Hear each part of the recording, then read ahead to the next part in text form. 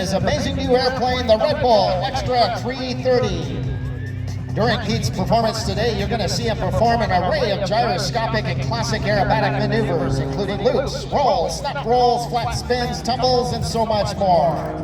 As he flies his high-energy aerobatic routine, Pete will experience bone-crushing positive G-forces and head-splitting negative Gs.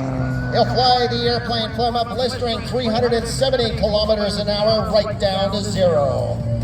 These spectacular aerobatics are neither stunts nor tricks. They are intricate maneuvers that require precise hand-eye coordination and an intimate knowledge of the aircraft being flown and being in excellent physical condition.